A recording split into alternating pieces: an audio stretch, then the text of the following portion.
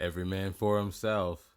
Another B horror movie for all you guys. Well, it's kind of more sci-fi than horror, but the idea itself is quite horrific. Basically, you have a group of people that have to vote on who dies next. Last man standing kind of rules. And if they don't vote, they'll just die anyways. It's like some kind of timer. They basically just kill them off one by one, no matter what. So if that doesn't sound interesting to you, you probably don't want to see it. For the rest of you, you should check it out. It's on Netflix. It's a simple B movie kind of a thing going on.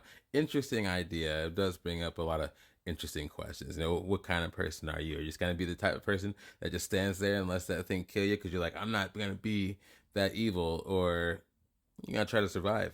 All right, review over for all of you that just left. For the rest of you, let's get into it. Okay. Did you guys know this movie took only 10 days to film? Apparently, only taking 11 to 13 pages out of the script per day. I feel like this film is probably really simple to make. You know, I don't really recognize many of the people in this movie.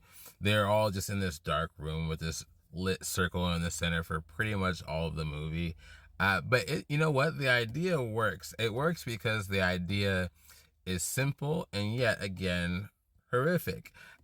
These people basically wake up surrounding this circle, right? And there's all kind of people. They're all kind of random people. They don't know each other. At least most of them don't know each other. And they pretty much come to this realization that, hey, they're gonna die unless they vote. And even then, somebody might try to vote them out. How do they vote? I kind of do like this weird kind of hand gesture. And what's really cool about it is it's like anonymous. So like you can't really see each other. You can't move out of the little circles that they're standing on. If you do, you die. So you can't run or anything like that. So if you want to have like your hand out to the side and like or behind you or whatever, especially if you're on like the back row, nobody can really see who you're voting for.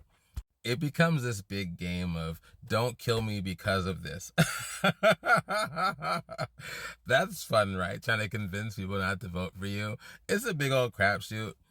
And without ruining too much, the less people there are around this circle, the more high stakes it becomes.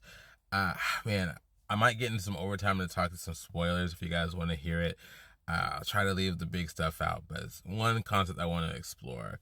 But let me know what you think of this movie. I'm going to give you one more bit of trivia, and I'll talk to you later. Okay, here's some trivia for you. There's a husband and wife in this movie, and the wife was actually in Saw 4 as well, where she also had to wake up and decide who lived and who died in that too. A pretty funny movie coincidence there. Okay. That's all done with. Now I'm going to get into some spoilers. Just one thing I just want to explore. It gets down to a small group of people, and it gets down to where you have a pregnant woman and some other people, and you kind of who's gonna vote for the pregnant woman, right? Kind of a thing. I want to know what you all think about that. Like, if you had to be in a group of people, say you survive like a bunch of the cuts, right? And then you saw your pregnant woman there, and you're like, hey, shit, I'm a grown man. Like, what are you gonna do, right? Let me know what you think about that concept. It's a fun idea. I like that thought. Okay, all right, I'll leave it at that, and I'll talk to you later.